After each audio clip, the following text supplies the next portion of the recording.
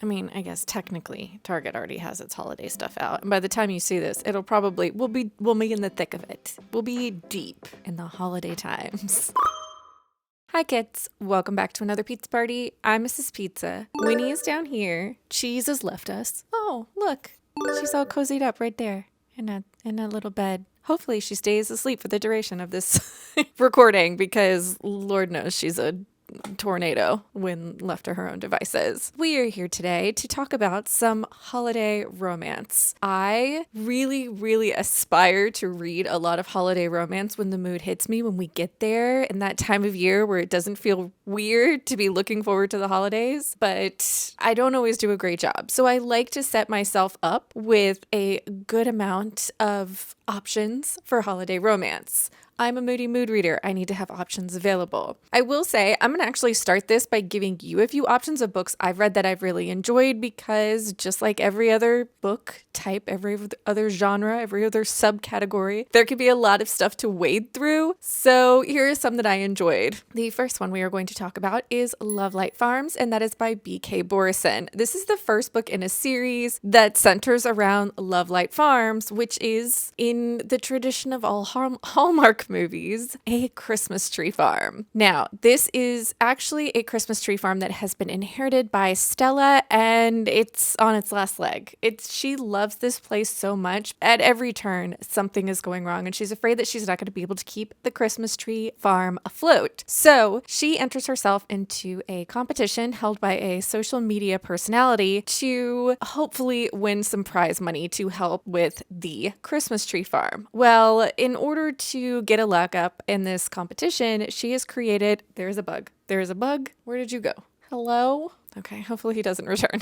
In order to get herself a leg up in this competition, she has come up with a fake, slightly more romantic backstory where she intentionally, but she told the contest that not only did she own this Christmas tree farm, but she was running it with her significant other. But she doesn't have a significant other. She is currently single, and so she ropes her best friend into pretending to be her boyfriend. Now, this is a fake dating friends to lovers, if you like to check off your tropes, and it also happens on a Christmas tree farm. Like, it was absolutely adorable. I had a really good time with Stella and Luca. I will say I did get slightly irritated with the fact that they were dancing around their feelings for each other for so long, even though they'd been best friends for such a long time. But having those conversations are hard. So I'm going to give them a little bit of leeway because I really did enjoy this. I have liked all of the books in this series, and I feel like each subsequent book gets better and better. There are 3 out, and the 4th and final book will be coming out this spring, I believe, but I really enjoyed this series. The next book that we are going to talk about is A Merry Little Meet Cute, and this is by Julie Murphy and Sierra Simone. This book, I don't know where it is, but I do own it. I actually really enjoyed. This has got a lot of humor to it and also spicy times, and this is another one that they have just ratcheted the Hallmark Channel stereotypes up to 1,000,000, but in this one, we get a pretty good twist on it. So this is the story of Bee, who is a plus-size adult film star. I believe she's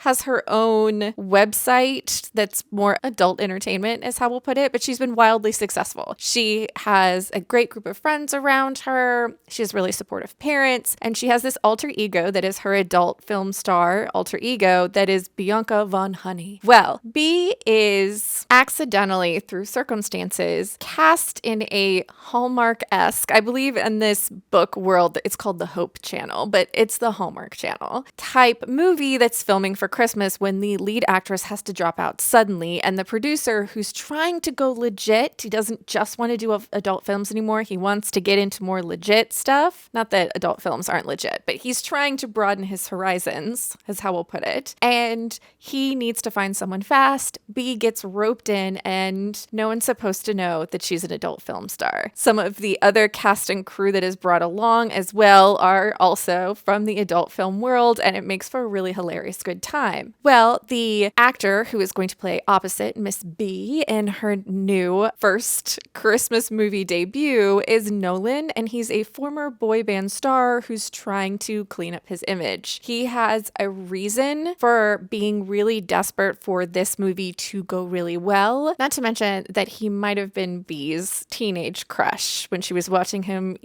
during the glory of his boy band days. This is really, really fun. A lot of the humor comes from a lot of the side characters and the circumstances of an adult film actress being put in this very wholesome Christmas type movie and having to keep it a secret for all of the reasons that are given to you, but also them being in this very Christmassy small town. And this was a lot of fun. I had a really good time with it, and also spicy bits. The next book we're going to talk about is going to be Window Shopping by Tessa Bailey. I have had a hit or miss relationship with Tessa Bailey books in the past, but I found this one to be a good time, and that's all I'm really looking for. This is the story of Stella, and she has had a rough go of it recently. She's been really down on her luck and has recently gotten out of prison. Now, it wasn't for murder or anything crazy like that, but she's trying to get her life back on track when she ends up getting a job at a giant department store doing their windows. And the manager of this department store is the perpetually happy Aiden. I saw somewhere, and I'm going to speak it like it's true, that this was actually based on Tessa Bailey really liking Ted Lasso, and she wanted to make a Ted Lasso type main male character in a romance, and Aiden definitely gives you a lot of that Ted Lasso, just perpetually optimistic and just almost to the point where some people it's driving them crazy, but it's kind of contagious how happy and optimistic this person tends to be. That's Aiden's character. They advertise Stella as being more of a grumpy character, but I didn't feel like she was excessively grumpy. She's just not as sunshine as Aiden is, which I don't think anybody could be as sunshine as Aiden is. But this is short. It is taking place in a giant department store around Christmas, very Miracle on 34th Street. Is that the numbers for that? Or is it 54th Street? I don't know. Everybody knows what I'm talking about, right? That Christmas movie with the department store. Anyways, this was short and sweet and easy to get through. And if any of that sounds fun, or you're a big Tessa Bailey fan, pick it up. See if you like it. The last one that I have read personally and can recommend is The Holiday Trap. And this is by Roan Parrish. If you like the movie The Holiday, starring Kate Winslet and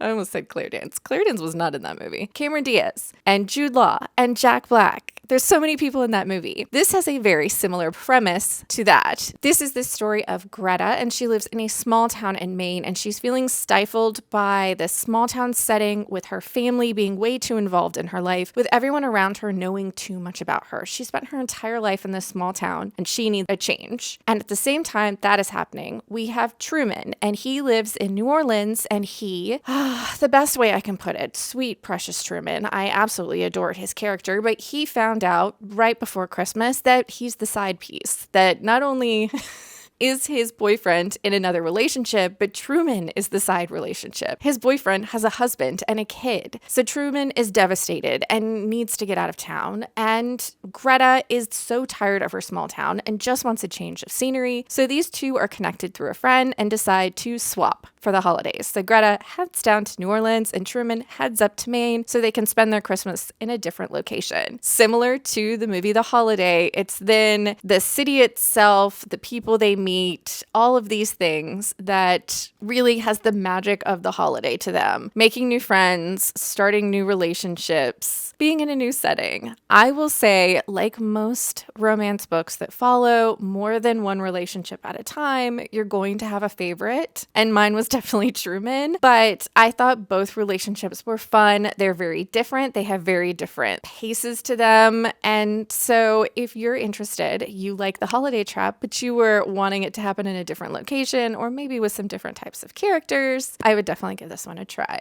All right, now that we've talked about some books that I've definitely read and can tell you what they're about, we're going to talk about the books that are on my radar for holiday romances that I want to pick up this year. So maybe they'll get added to your TBR too. The first one we're going to talk about is Holly Jolly Ever After. Oh, hold on. I might not know where the first one is, but I know where the sequel is. This one just got released, and this is the second book following A Merry Little Meet Cute by Julie Murphy and Sierra Simone. This one is once again, the Hope Channel is making yet another Christmas movie, and while this Christmas movie is filming, we have two new characters falling in love. So in this one, we have Winnie, who was our initial actress in the first book that fell ill or broke her leg or something. I can't remember, but she was incapacitated and couldn't film the first movie. So she is now back to film a movie for the Hope Channel, and she has been teamed up with Callum, and he is another member of the boy band that our first book had a member of, and he was more the bad boy, I believe. Oh, no, it says that Callum was the funny one. As the arguably lesser of the three former members of the boy band Inc., he enjoyed his 15 minutes of fame, moved home, and opened a regional pizza chain. We actually get a little bit of him in the first book as well, because he's living his best life owning this pizza shop, and he gets roped into doing this Hope Channel movie with our main character, Winnie. I hope we're returning back to the same small town, because it was absolutely hilarious. There was a strip club there named the the Candy Cane or the Christmas Pole? I don't remember. There was a strip club that had a great name and it was Christmas themed. Anyways, I'm excited to pick this one up. I really liked what this author duo did with the first one. There was a lot of body positivity and being positive about sex and talking about things in a not taboo way. And this one, I hope we get a lot of the same. Also, the air conditioning, if you hear that, the air conditioning just clicked on, because even though we are deep into the fall times, it is like 80 degrees outside here suddenly, so we're all kind of uncomfortable. The next book that's on my radar is 3 Holidays and a Wedding, and this is by 2 authors as well. It is by Uzma Jalaluddin and Marissa Stapley. I have not read anything by either of these authors before, but this book sounded interesting to me. It says 3 times the holiday magic, 3 times the chaos. As strangers and seatmates Miriam and Anna fly to Toronto over the holidays, Miriam to go to her sister's impromptu wedding and Anna to meet her boyfriend's wealthy family for the first time, neither expects the severe turbulence will scare them into confessing their deepest hopes and fears. It sounds like Miriam confesses about the great love of her life, who she doesn't know is sitting 3 seats behind her, and Anna's actor crush is filming a holiday romance in the town they're in, and she feels the magic of being snowbound with an unexpected new love. This sounds similar to The Holiday Trap, where we have a lot of different romances going on, and it obviously has been at least somewhat inspired by 3 Weddings and a Funeral. I don't know why I enjoy holiday romance books that are inspired by movies. I really don't know why. The last book that is a straight up contemporary holiday romance that is on my list is The Plight Before Christmas, and this is by Kate Stewart. The books that I feel like Kate Stewart is most well known for is it's like Flock and something. I don't feel like looking it up. I have not read those, but I feel like I've seen them everywhere. The reason I was interested in this book was the synopsis. Clark Griswold was onto something, at least with his annual holiday meltdown. And since the last 3 weeks of my life have been riddled with humbug and other breakup, a broken toe, an office promotion I deserved and didn't get, I'm not at all in the mood to celebrate. When Mom insisted we all gather at my grandparents' ancient cabin for an old school family Christmas, I fully intended to get into the holiday spirit with the help of the 3 wise men, Johnny Walker, Jack Daniels, and Jim Beam. But those boys did absolutely nothing to offset the shock or temper the sting of seeing my ex on our doorstep the first day of our holiday soiree. This sounds like it is going to be a steamy second chance romance that just happens to happen in a cabin around Christmas. I mean, what about that doesn't sound great, you know? I also have a couple books on my list that are not actually regular contemporary romances, but more Christmassy / wintry holiday fantasy romances. Let me explain them and you'll totally get why they're on this list. The first one is A Court of Sugar and Spice, and this is by Rebecca F. Kennedy. I have actually read a few books by this author and I've had an average good time. Some I've really liked and some I really haven't, but this one is a Nutcracker retelling romance. With their inheritance restricted until their marriage, sisters Clara and Louisa, both in their 20s, must live with their godfather, Drosselmeyer. One night, an accident brings to life one of the strange wooden dolls on Drosselmeyer's mansion. The Nutcracker doll is a cursed fey prince, and he pleads for the sisters' help. I think we're going to go into another realm, kind of like you do in the Nutcracker, but the Nutcracker's a fey prince. So, I mean... you can't get more Christmas / fantasy romance than that. The next one is Midnight in Everwood, and this is by M.K. Kuzniar. This is once again, Nutcracker retelling. This is the story of Marissa, and there's nothing more that she loves than ballet. But after Christmas, her dreams will be over as she is obligated to take her place in Edwardian society. While she's chafing against such a suffocating traditions, a mysterious man purchases the neighboring townhouse. Dr. Drosselmeyer is a charming but calculating figure who wins over the rest of the family with his enchanted toys and wondrous mechanisms. On the stroke of midnight on Christmas Eve, our main character is transported to a snowy forest where she encounters dangers at every turn. Ice giants, shadow goblins, and their shrieking mist all lurk amidst the firs and frozen waterfalls and ice cliffs. After being rescued by a butterscotch-eyed captain of the King's Guard, she was escorted to the frozen sugar palace. Once again, we have a character who is transported on Christmas to the world of the Nutcracker, and magic ensues. The other book I actually have on here is also from that same author, and this one is their newest release. It just came out in September, and that is Upon a Frosted Star. And this one ended up on my list because it says it's Great Gatsby meets Swan Lake. When the snow falls, she will be free. The invitations always arrive the same way without warning, appearing around the city on the first snowfall of the year, simply inscribed with "Tonight." We are following a struggling artist, and he is bewitched by the magic of the evening, swept up in the glamour of this notorious annual party, and intrigued as to who will be behind them. So we have snow and fantasy and Great Gatsby. But that, kids, is where we are going to end this pizza party. I hope I have given you something that has sparked the inspiration for the holiday time. I hope you're as excited about the holiday reads as I am. I just hope we all make it.